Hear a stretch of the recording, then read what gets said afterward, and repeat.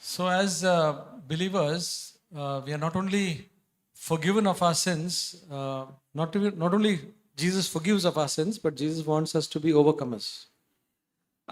విశ్వాసులుగా మనము పాపముల నుండి విముక్తులమై పాపము క్షమింపబడటం మాత్రమే కాదు కానీ మనము జయించువారుగా ఉండాలని దేవుడు కోరుతూ ఉన్నాడు. It's a good thing to be forgiven of our sins, అది మంచిదే, మనము పాపముల నుండి విముక్తులమై but పాప క్షమాపణ పొందడం మంచిదే. when we are falling into the same repeated sins, then life becomes very, very difficult and a big struggle.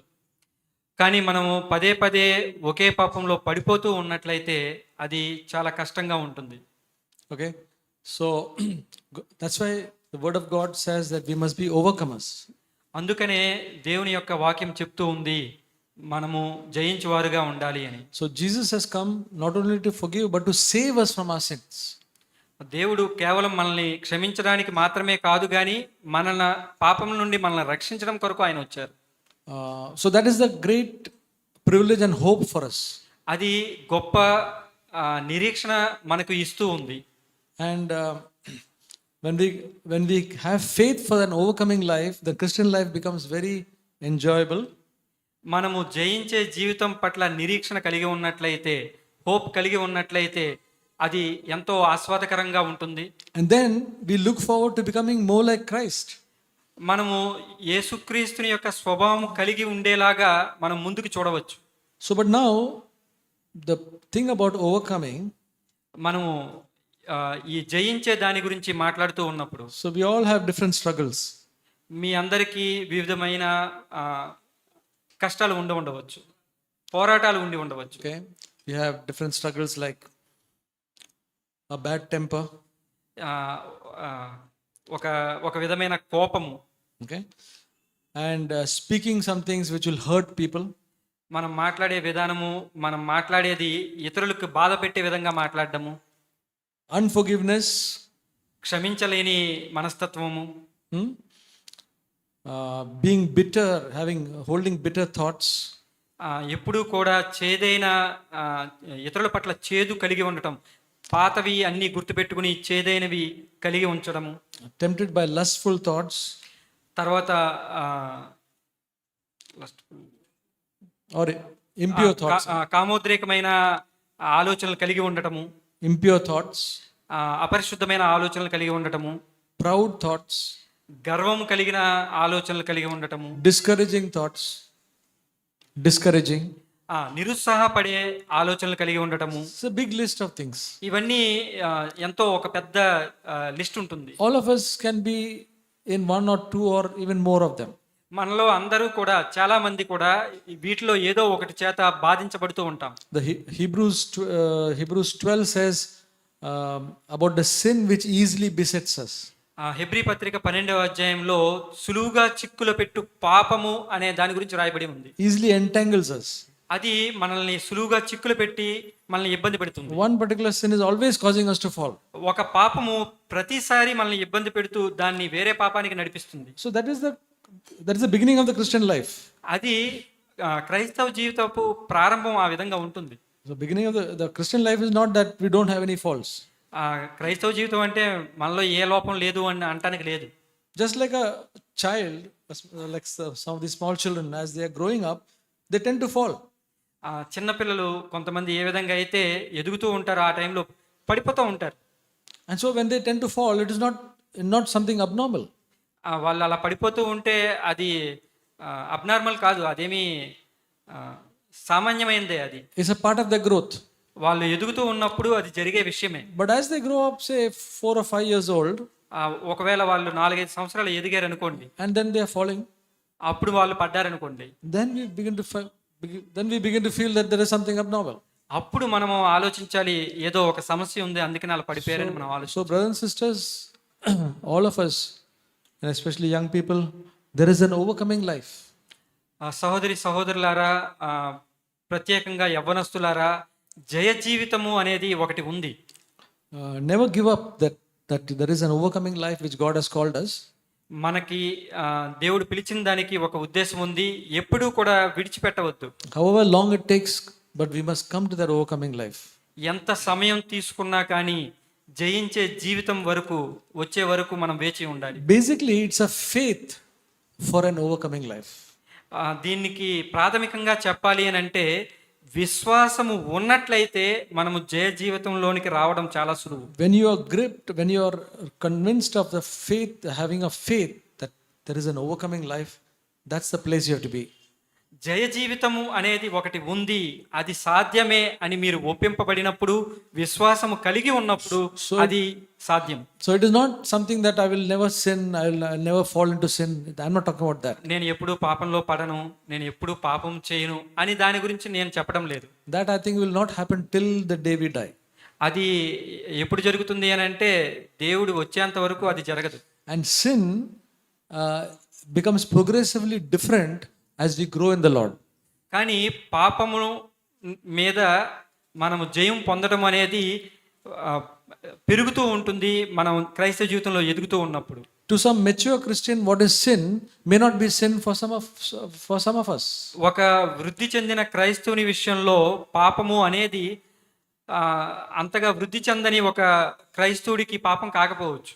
So to the mature saint, that sin is sin, but to immature saint, he or she is still innocent. ఒక పరిణితి చెందిన క్రైస్తవుని యొక్క విషయంలో పాపము అనేది పరిణితి చెందని వాని విషయంలో పాపమే కానీ. So I want to speak about how to again from my own life, how God gave me some grace to overcome. నా జీవితంలో అనగా సహోదరుని జీవితంలో ఏ విధంగా జయ జీవితాన్ని దేవుడు అనుగ్రహించారో దాని గురించి ఇప్పుడు చెప్తాను. So I want to speak about two things which particularly helped me and still helps me. సహోదరుని జీవితంలో రెండు విషయాల గురించి ఇప్పుడు చెప్తాము. అది ఆయనకి ఎంతో ఉపయోగపడింది జయ జీవితం కొరకు. So it is called, అది ఇప్పటికీ ఉపయోగపడుతుంది. So it is called two secrets to overcoming. ఇవి రెండు రహస్యాలు, జయ జీవితానికి రెండు రహస్యాలు. For my own life, అది సహోదరుని యొక్క సొంత జీవితానికి. I want to share it to you so that it will be of help to you. I trust it will be of help to you. మీకు అది నేను పంచుకుంటున్నాను ఎందుకంటే అది మీకు ఉపయోగపడవచ్చు. So both have some incident behind it. ఈ రెండు సంఘటనలు కూడా, ఈ రెండు విషయాలు కూడా కొన్ని సంఘటనలు, రెండు సంఘటనలను బట్టి ఉన్నాయి. The first one is that, many years back when I was quite young, probably I was in my 20s. చాలా కాలం క్రితం అనగా సహోదరుడు 20 సంవత్సరాలు ఆ వయసులో ఉన్నప్పుడు. So we had a small group. ఒక చిన్న గుంపుగా మేము ఉండేవాళ్ళం. And I was one of the responsible people during that time. అందులో బాధ్యత కలిగిన ఒక సహోదరుడిగా నేను ఉన్నాను అప్పుడు. There was one who was leading us. మమ్మల్ని నడిపించేది ఒక ఆయన ఉన్నారు. So I would give some suggestion to that person. నేను ఆ వ్యక్తికి కొన్ని సలహాలు ఇచ్చేవాడిని. And he would say, no, not required. అప్పుడు ఆయన చెప్పేవారు, లేదు లేదు లేదు ఇది కాదు, ఈ సలహా వద్దు అనేవారు. So I would feel bad. అప్పుడు సహోదరుడు కొంచెం బాధపడేవారు, ఏంటి అని. Again, maybe some other time I would give suggestion. Again he says no. కొంతకాలం అయిన తర్వాత మరొక పరిస్థితి వచ్చినప్పుడు మళ్ళీ ఏదైనా సలహా ఇచ్చేవారు, ఆయన మరలా నిరాకరించేవారు. So I started getting hurt and I started getting some bad attitude towards that person. అప్పుడు సహోదరుడికి లోపల ఒక చేదైన విషయం కింద ఉండిపోయి అతనికి వ్యతిరేకంగా మనసులో ఉండిపోతూ ఉండేది. Why is like this? ఎందుకు ఇతను ఇలా ఉన్నాడు? So then I was carrying that bad attitude and then I was finding that that's not a good thing because I must love everybody. కాబట్టి సహోదరుడికి హృదయంలో ఒక చెడు వైఖరి ఆ వ్యక్తి పట్ల ఏర్పడింది. కానీ దేవుని విషయంలో ప్రతి ఒక్కరిని ప్రేమించాలి.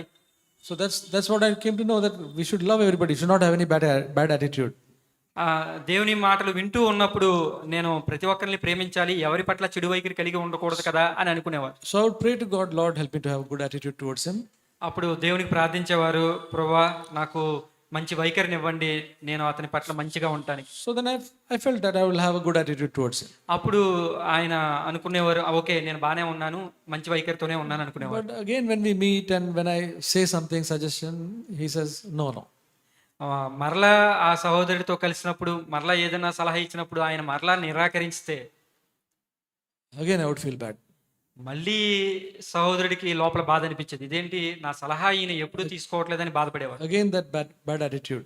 మరలా చెడు వైఖరి అనేది ఆయనకి మరలా వచ్చేది. So whenever I think about him, it says, what a person he is. He's not listening to me at all. ఆయన గురించి ఆలోచించినప్పుడు ఈయన ఏ సలహా తీసుకోవట్లేదు అని ఆయన మీద ఒక వ్యతిరేకమైన వైఖరి ధోరణి అనేది వచ్చేసింది. Again, Lord, help me to pray. Help me to have a good attitude towards him. మరలా దేవునికి ప్రార్థించేవారు. ప్రభువా నాకు మంచి వైఖరిని ఇవ్వండి, అతనికి వ్యతిరేకంగా నాకు ఆ వైఖరి ఉండకుండా సహాయం చేయండి అని ప్రార్థించేవారు. So I would feel confident. Now I'll have a good attitude towards him. మరలా తర్వాత ఓకే కాన్ఫిడెంట్గా నాకు మంచి వైఖరి ఉందని అనుకునేవారు ప్రార్థించిన తర్వాత. But after meeting him and when he says no, again మరలా ఆయన కలిసినప్పుడు back to that, what a fellow he is and all that.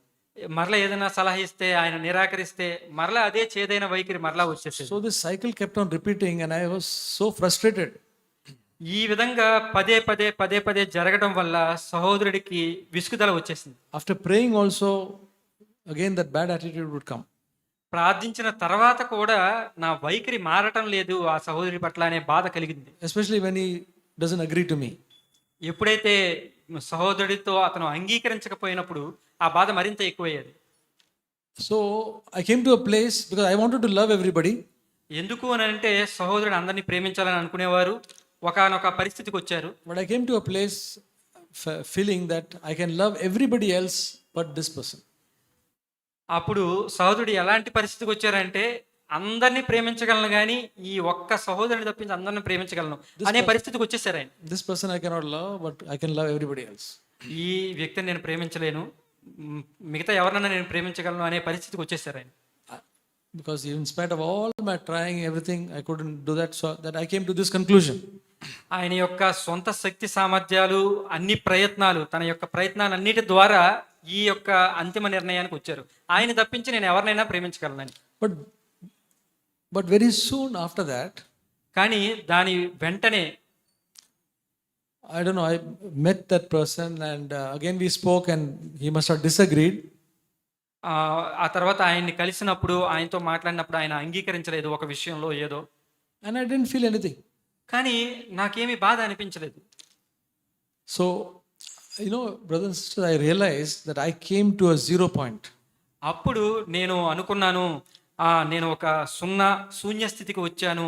All my efforts of wanting to have a good attitude did not succeed.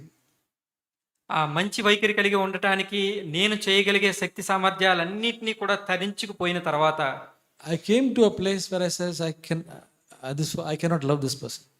నేను ఒక ప్రదేశానికి వచ్చాను, నేను ఇంకా ఈయన ప్రేమించలేను, నా వల్ల కాదు అనే ప్రదేశానికి వచ్చాను, శూన్య స్థితికి. But God knows my intention was to love him. కానీ దేవునికి తెలుసు నేను ప్రేమించాలి అని అనుకుంటున్నానని. So I came to a zero point. ఒకానొక స్థితిలో శూన్య స్థితిలో సున్నా స్థితికి వచ్చినప్పుడు and God took over. అప్పుడు దేవుడు నన్ను పట్టుకున్నారు. God gave me grace. దేవుని యొక్క కృప ఆయన నాకు ఇచ్చారు. After that, I do not know, I met him and we became very close. I found that this is a very, very nice brother.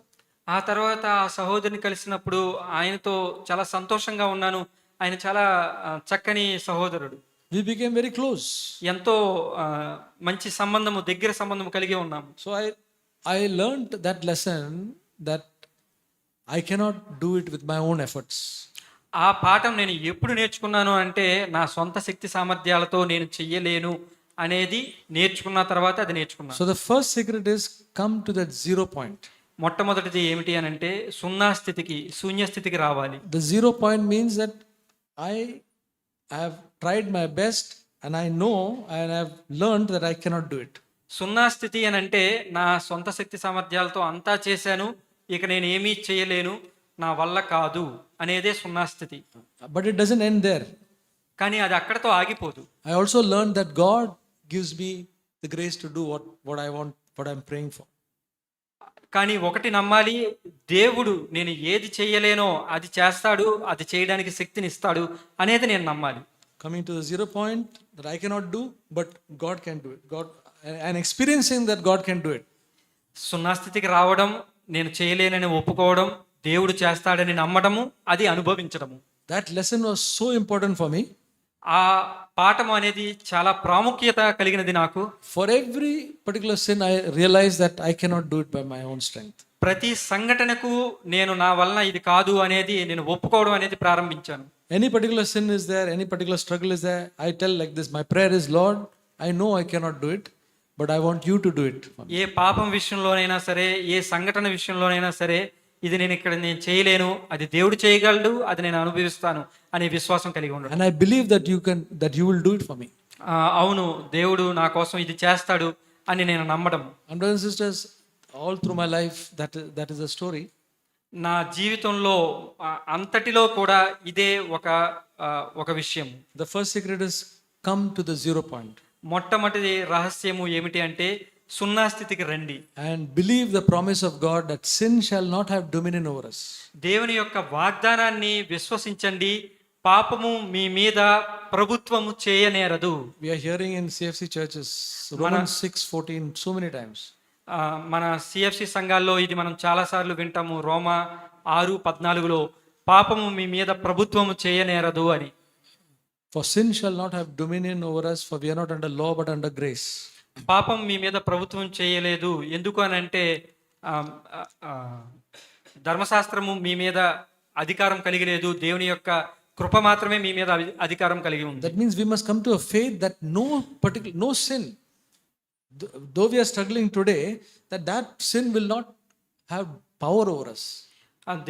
దేవుని మీద మనం ఏ విధమైన విశ్వాసం కలిగి ఉండాలి అంటే, ఈరోజు మనం పాపం జయించలేకపోవచ్చు, కానీ పాపానికి మన మీద ప్రభుత్వము లేదు అనే దాన్ని మనం విశ్వసించాలి. దేవుని మాటని, వాగ్దానాన్ని మనం విశ్వసించాలి. Today it may be having power over me. ఈరోజు మీ మీద దానికి శక్తి ఉండి ఉండవచ్చు. But Lord, your grace is sufficient that I will be an overcomer. ప్రభువా, నీ యొక్క కృప నాకు చాలును, నేను దాన్ని జయించుటకు. Brothers and sisters, when we have such a faith, God will make it true in our life. సహోదరులారా, అటువంటి విశ్వాసం మనకు కలిగి ఉండాలి, అది మన జీవితంలో నిజం అవ్వాలి. So that's the first secret. అది మొట్టమొదటి రహస్యము. The second secret, రెండవ రహస్యము, also I was encouraged by one verse from 1 John 5:14 and 15. ఒక వచనం ద్వారా నేను ప్రోత్సహించబడ్డాను. అది మొదటి యోహాను పత్రిక 1 John 5:14 and 15. 5వ అధ్యాయము 14-15 వచనములు. మొదటి యోహాను పత్రిక So it says, 5వ అధ్యాయము 14-15. brothers and sisters, yeah, especially young people, this is a wonderful verse to memorize. సహోదరులారా, ముఖ్యంగా యవ్వనస్తులారా, జ్ఞాపకం ఉంచుకోవడానికి ఇది చాలా ప్రాముఖ్యమైన వచనములు. 1 John 5:14 and 15. మొదటి యోహాను పత్రిక 5:14-15. I'll read first. This is the confidence which we have before him, that if we ask anything according to his will, he hears us. And if we know that he hears us in whatever we ask, we know that we have the requests that we have asked from him. 14వ వచనము, ఆయన్ను బట్టి మనకు కలిగిన ధైర్యం ఏదనగా, ఆయన చిత్తానుసారముగా మనం ఏది అడిగినను ఆయన మన మనవి ఆలకించుననుదయే. మనమేమి అడిగినను ఆయన మన మనవి ఆలకించునని మనం ఎరిగిన ఎడల మనం ఆయనను వేడుకునినవి మనకు కలిగినవని ఎరుగుదుము. So this word starts saying, this is the confidence which we have before him. ఇక్కడ మనకు కలిగిన ధైర్యం ఏమిటి అని ఆ మాట ప్రారంభించబడింది. So we must come to have that confidence about this verse. ఈ మాటను బట్టి మనము ధైర్యం కలిగి ఉండాలి. What it is saying is that if we ask anything according to his will, he hears us. ఈ మాట ఏం చెప్తుంది అని అంటే, ఆయన చిత్తానుసారముగా మనం ఏది అడిగినా ఆయన చేస్తారు అని. See, so many people are praying to God, so many things for God to hear. దేవునికి ఎంతో మంది ప్రార్థన చేస్తూ ఉంటారు. దేవుడు ఎన్నో మాటలను, ప్రార్థనలు వింటూ ఉంటారు. How many of it God is hearing, we do not know. ఎన్ని ఆయన వింటున్నారో మనకు తెలియదు. But here it says, if we pray anything according to his will, he hears us. కానీ ఇక్కడ ఏం చెప్పబడుతుంది అంటే, ఆయన చిత్తానుసారంగా మనం ఏది అడిగినా ఆయన ఆలకిస్తారు అని చెప్పి ఇక్కడ చెప్పబడింది. And then the next verse, verse 15 says, and if we know that he hears us, ఇక్కడ 15వ వచనంలో ఆయన మనల్ని మన మాట విన్నారు అని చెప్పి మనం నమ్మవచ్చు అని చెప్తున్నారు. in whatever we ask, which is according to his will, ఏదైతే మనం ఆయన చిత్తానుసారంగా అడుగుతామో, it says, we know that we have the requests. మనకి తెలుసు మన విన్నపము ఆయన విన్నారు అని, which we have asked from him. మనం ఆయన నుంచి అడిగిన దాన్ని. That means we pray according to his will and we know that he has heard us. దాని అర్థం ఏంటి అని అంటే ఆయన చిత్తానుసారంగా మనం అడిగాము, ఆయన మన మాట విన్నారు. And we know because he has heard us, he has answered our prayer. ఆయన విన్నారు కాబట్టి ఆయన మనకి ఆల్రెడీ దానికి సమాధానం కూడా ఇచ్చారు అని చెప్పబడింది. Not something later, but at that time. ఎప్పుడో కాదు కానీ ఆ సమయంలో మీరు అడిగింది. So this is a scripture which encouraged me. ఈ మాట, ఈ వాక్య భాగము నన్ను ప్రోత్సాహపరిచింది. So see, there are to explain this further. దీన్ని ఇంకా వివరంగా చెప్పడానికి, See, sometimes we pray, maybe I'm praying for a job. కొన్నిసార్లు మనం ప్రార్థన చేస్తాము ఉద్యోగం కోసం. Maybe it's a job to go abroad or something. మనం ఒకవేళ వేరే దేశాలు వెళ్ళడానికి ప్రార్థన చేయొచ్చు. Or maybe a job here in India itself. లేక ఇక్కడే ఉద్యోగం కోసం మనం ప్రార్థన చేయొచ్చు. We are committing it to God. మనము దేవునికి అది విన్నపిస్తూ ఉంటాం. So it's a prayer which is a good prayer to pray for. అది ప్రార్థించడానికి ఒక మంచి ప్రార్థనే. But we are not 100% sure that it is God's will that we should get that job. కానీ మనకి 100% తెలియదు అది పూర్తిగా దేవుని చిత్తమా కాదా అని. It may be or may not be. అది దేవుని చిత్తం అవ్వచ్చు, దేవుని చిత్తము కాకపోవచ్చు. Similarly, suppose we have a car. అదే విధంగా ఉదాహరణకి మనకి కారు ఉంది. And we want to buy a much more sophisticated or better car. మనం ఇంకా మంచి కారు కొనుక్కోవాలి అని అనుకున్నాం అనుకోండి. More expensive. ఇంకా ఖరీదైన car కొనుక్కోవాలనుకున్నాం. And we have got the means, but it's a little bit tight. మనకి తెలుసు అది కొంచెం కష్టమైంది అని. When we pray, we are not sure whether it is God's will. మనం ప్రార్థించినప్పుడు అది దేవుని చిత్తమా కాదా మనకు తెలియదు. Again, it may be or may not be. అది దేవుని చిత్తంగా అవ్వచ్చు, కాకపోవచ్చు. But suppose we pray, Lord, I'm bitter against people. I'm not able to forgive people.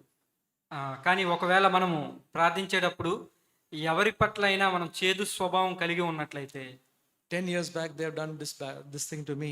10 సంవత్సరాల క్రితం వారు నాకు ఇలా చేశారు. I'm not able to forgive them. I'm feeling so much bitter thoughts. వాళ్ళని నేను క్షమించలేకపోతున్నాను. అటువంటి చేదైన ఆలోచన మనలో ఉన్నాయనుకోండి. And we know that it is causing us lot of sorrow. అది మనకు తెలుసు, అది మనకి ఎంతో బాధను కలిగిస్తూ ఉంది. If we pray to God, మనం ప్రార్థన చేసినప్పుడు, Lord, deliver me from this. అప్పుడు ప్రభువా నన్ను దీని నుంచి విడిపించండి అని అడగాలి. Is it according to God's will or not? ఇది దేవుని చిత్త ప్రకారమైనదా కాదా అది చెప్పండి. So people are nodding the head saying yes, right? అది దేవుని చిత్తమైనది. Yeah. So we know that is according to God's will. ఎందుకు అని అంటే అది దేవుని చిత్తమే. Because it is something which God does not want in our life. దేవుడు మన జీవితాల్లో అట్లాంటి చేదు ఉండకూడదని కోరుకుంటున్నారు. So when we pray to God, will he hear it? అప్పుడు మనం ప్రార్థన చేసినప్పుడు దేవుడు వింటారా? Must be confident that he'll hear it. ఆయన ఖచ్చితంగా వింటారు. That is what the verse says. ఆ మాటే ఇక్కడ చెప్పబడుతూ ఉంది. Okay? And he hears it. ఆయన విన్నప్పుడు, and then we must know that he has answered it. ఆయన విన్నప్పుడు దానికి ఆయన సమాధానం ఇచ్చారు అని మనం నమ్మాలి. When God hears it, he just doesn't keep waiting. He answers that prayer. దేవుడు ఏదైనా ఆలకించినప్పుడు ఆయన అలా సైలెంట్ గా ఉండరు, దానికి సమాధానాన్ని ఇస్తారు ఆయన. For things like this he answers immediately. ఇలాంటి వాటి విషయంలో ఆయన ఖచ్చితంగా సమాధానాన్ని ఇస్తారు. We must believe that he has heard and he has answered. మనం విశ్వసించాలి, ఆయన విన్నారు, దానికి సమాధానం ఇచ్చారని మనం విశ్వసించాలి. And brothers and sisters, it may take some time for that bitter thoughts to go away. సహోదరి సహోదరులారా, అటువంటి చేదైన ఆలోచనలు వెళ్ళిపోవడానికి కొంత సమయం పడుతుంది. But we'll find much grace in our life for that to go away after some time. కానీ మనకి దేవుని యొక్క కృప ఎంతో అవసరమవుతుంది అటువంటి చేదైన విషయాలు పోవడానికి. It will be a thing of the past. అది గతించిపోయిన దాంతో సమానం. I experienced this in my life. నా జీవితంలో దాన్ని నేను అనుభవించాను. I was reading Colossians chapter 4 verse 6. నేను కొలస్సీయులకు రాయబడిన పత్రిక 4వ అధ్యాయము 6వ వచనం చదివాను. కొలస్సీయులకు రాయబడిన Colossians 4 6. It says, "Let your speech always be with grace, as though seasoned with salt, so that you will know how you should respond to each person." కొలస్సీయులకు రాయబడిన పత్రిక 4వ అధ్యాయము 6వ వచనము. ప్రతి మనుష్యునికి ఎలాగు ప్రత్యుత్తరం ఇవ్వవలనో అది మీరు తెలుసుకొనుటకై మీ సంభాషణ ఉప్పు వేసినట్టు ఎల్లప్పుడూ రుచికలదిగాను కృపాసహితంగాను ఉండనీయుడి. So it says, "Let your speech always be with grace." మనం మాట్లాడేటప్పుడు ఎల్లప్పుడూ కృపాసహితంగా ఉండాలి. I found in my life at that time నేను నా జీవితంలో ఆ సమయంలో చూసేది ఏంటంటే that I was very frequently hurting people చాలా తరచుగా నేను ఇతరులని బాధ పెడుతున్నాను. at home to my wife, ఇంట్లో భార్యతో, to my children, పిల్లలతో, brothers in the fellowship, సహవాసంలోని సహోదరులతో, maybe outside my workplace, etc. పనిచేసే చోట్ల కూడా అయి ఉండవచ్చు. I would not shout or I would not say any bad things, నేను అరవడము లేదంటే చెడ్డ మాటలు పలకడం లాంటివి కాదు, కానీ but the what I spoke very quietly, that would have some sort of sting which would hurt people. మాట్లాడే దాంట్లో ఒక ముళ్ళు లాంటిది ఏదో ఉంది. ఆ ముళ్ళు ఇతరుల్ని బాధ పెడుతూ ఉంది. Especially at home when I would speak to my wife, by her face I could make out I have said something wrong. భార్యతో మాట్లాడేటప్పుడు ఆమె ముఖాన్ని చూసి నేను మాట్లాడిన దాంట్లో ఏదో ముళ్ళు ఉంది, బాధ పెట్టింది అని నాకు అర్థమయ్యేది. And so when I read this verse, I found a great need in my life. ఈ మాట నేను చదివినప్పుడు ఒక మంచి విషయం నేను గ్రహించాను.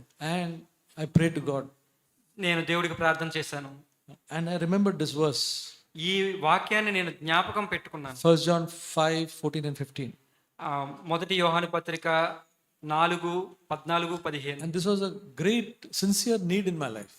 అది చాలా నిజాయితీగా నా జీవితంలో అవసరమై ఉన్నది. So when I prayed to God, Lord, please, I want to have that. I want this verse to become part of my life. ప్రభువా, ఈ వాక్యం నా జీవితంలో నిజమవ్వాలి, ఇది నాకు చాలా అవసరము అని నేను ప్రార్థన చేశాను. And I believed that God heard my prayer. నేను నమ్ముతున్నాను దేవుడు నా ప్రార్థన ఆలకించారని. And I also believed that He answered it. నేను నమ్ముతున్నాను అది సమాధానం చెప్పారు అని. I thanked Him for answering my prayer. నా ప్రార్థనకి సమాధానం చెప్పినందుకు ఆయనకి నేను కృతజ్ఞతలు తెలియజేశాను. And though it took maybe 2-3 years for my speech to at least be bit gracious, it started. నా యొక్క సంభాషణ అనేది కృపాసహితంగా ఉండటానికి ఒక 2-3 సంవత్సరాలు పట్టి ఉండవచ్చు. But now I can realize that the gracious speech has come into my life. కానీ ఇప్పుడు నేను గ్రహించగలుగుతున్నాను ఆ కృపాసహితమైన సంభాషణ నాలో వచ్చినది అని. I'm not at all perfect and I'll never be perfect till Jesus comes. నేను పెర్ఫెక్ట్గా లేను, దేవుడు వచ్చేంత వరకు నేను పెర్ఫెక్ట్గా అవను, కానీ But my speech has changed. కానీ నా సంభాషణ మారిపోయింది. I find that whenever I want to speak, I find some restraint or wisdom saying that whether it's right to speak this or not, it comes. సహోదరుడు మాట్లాడుతూ ఉన్నప్పుడు అది మాట్లాడొచ్చా లేదా అనేది తన ప్రక్కన ఒకళ్ళు ఉండి ఇది మాట్లాడొచ్చు, ఇది మాట్లాడకూడదు అని చెబుతున్నట్టుగా ఆయనకి సహాయం చేస్తూ వచ్చారు. I may still slip up sometimes. కొన్నిసార్లు ఇప్పటికీ నేను తొట్టిపాటు But పడవచ్చు, God has made a change in my life. కానీ దేవుడు నా జీవితంలో మార్పును తీసుకుని వచ్చారు. And I realized that after that, God has placed an encouraging spirit in my life. దేవుడు తనలో ప్రోత్సాహపరిచే ఒక హృదయాన్ని ఆయన తీసుకుని వచ్చారు. My desire is to encourage people. నా యొక్క ఆశ ఏమిటి అని అంటే సహోదరుల్ని, ప్రజలని ప్రోత్సాహపరచడం. And not to be critical of people. Be critical. వారి పట్ల వాళ్ళని విమర్శించడం కాదు. So brothers and sisters, it's easy for us to speak negative and criticize. సహోదరి సహోదరులారా, విమర్శించడము, ఇతరుల్ని చిన్నచూపు చూడడము అది చాలా తేలికైన పని. It is difficult for us to say good things and encourage people. చాలా కష్టమైన విషయం ఏమిటి అని అంటే మంచి విషయం చెప్పడము, ప్రజలను ప్రోత్సహించడము అనేది చాలా కష్టమైన పని. Jesus always encouraged. He says, "Be of good cheer. Do not be afraid. Great is your faith." He is always praising and encouraging people. యేసు ప్రభు ఎల్లప్పుడూ ప్రోత్సహించేవారు. భయపడవద్దు, ఆ, ఆ, మంచి విశ్వాసం కలిగిన వ్యక్తివి నువ్వు అని ఆయన ఎల్లప్పుడూ ప్రోత్సహించేవారు. Bible says, gracious words were falling from his lips. బైబిల్లో చెప్పబడుతూ ఉంది, కృపాసహితమైన వాక్యాలు ఆయన పెదవుల నుండి వచ్చేవి అని. So this is the second thing which I learned రెండో విషయం నేను నేర్చుకుంది ఏమిటి అని అంటే, is that ఆ విషయం ఏమిటంటే a certainty that our prayer is heard and answered. మన ప్రార్థన ఆలకించబడినది మరియు దానికి సమాధానం కూడా వచ్చింది అనేది నిశ్చయించుకున్నాను. So when we pray according to God's will, we should be certain that he has heard and he has answered. మనం దేవుని చిత్తానుసారముగా ఏది అడిగినా అది ఖచ్చితంగా సమాధానం దానికి వచ్చింది అని మనం నమ్మవచ్చు. A certainty that our prayer is heard and answered. మన ప్రార్థన ఆలకించబడినది, దానికి సమాధానము బదులు వచ్చింది అని మనం నిశ్చయంగా చెప్పగలం స్థిరముగా. These two secrets help me to overcome. ఈ రెండు రహస్యములు నేను జయ జీవితంలోనికి రావడానికి అవి ఎంతో సహకరించినవి. I live by this for every new thing which comes up, every struggle which tries to come up. ఏదైనా క్రొత్త విషయం ఏది వచ్చినా ఈ రెండిటి విషయాల ద్వారా నేను దాన్ని జయిస్తూ ముందుకు వెళ్తూ ఉండేవాడిని. First of all, I will not put my own efforts to try to overcome it. మొట్టమొదటిగా ఏమిటి అని అంటే నా సొంత శక్తితో దాన్ని జయించడానికి నేను ప్రయత్నం చేయను. I will take it to God. నేను దేవుని దగ్గర తీసుకువెళ్తాను. I know that his grace will help me, అప్పుడు నాకు తెలుసు దేవుని యొక్క కృప నాకు సహకరిస్తుంది అని. and that I'll pray and commit to God, and he hears and he answers my prayer. ఎప్పుడైతే నేను దేవుడితో ఆ మాట చెప్పానో ప్రార్థించానో ఆయన వింటారు, దానికి సమాధానం ఇస్తారు. So I believe this will work for any sin. ఈ రెండూ కూడా ఎటువంటి పరిస్థితులకైనా ఉపయోగపడే రహస్యాలు. See, there is a sin of jealousy which is common for all of us. మనకి తెలుసు అసూయ అనే ఒక పాపము చాలా కామన్ గా మనలో ఉంటుంది. So it will work for that, it will work for everything else. అది దానికి ఉపయోగపడుతుంది, ప్రతి దానికి అది ఉపయోగపడుతుంది. It will work for every lustful habit. అది ప్రతి కామానికి సంబంధించిన ఆలోచన నుంచి కూడా బయటికి రావడానికి ఉపయోగపడుతుంది. Another thing is that we must hate the sin. ఇంకొక విషయం ఏమిటి అని అంటే మనం పాపాన్ని ద్వేషించాలి. If we hate the sin will go out. మనం పాపాన్ని ద్వేషించినట్లయితే ఆ పాపం వెళ్ళిపోతుంది. Even if we have 0.1% of love for the sin, that still will remain. మీకు 0.1% అయినా సరే ఆ పాపం మీద ఇష్టం ఉన్నట్లయితే అది మీతోనే ఉంటుంది. But we can be honest before God. God, I have little love, but I don't want. Then God will hear. దేవుని ఎదుట మనం నిజాయితీగా ఈ విధంగా చెప్పాలి, ప్రభువా 0.1% ఇంకా అది నాలో ఉంది అంటే దేవుడు మీకు సహాయం చేస్తారు, అది పోయేలా చేస్తారు. Thank you, brothers and sisters. Thank you సహోదరి God help సహోదరులు. all of you, young people, and each one of us. దేవుడు మీ అందరినీ మనందరినీ దీవించును గాక. ఆమేన్.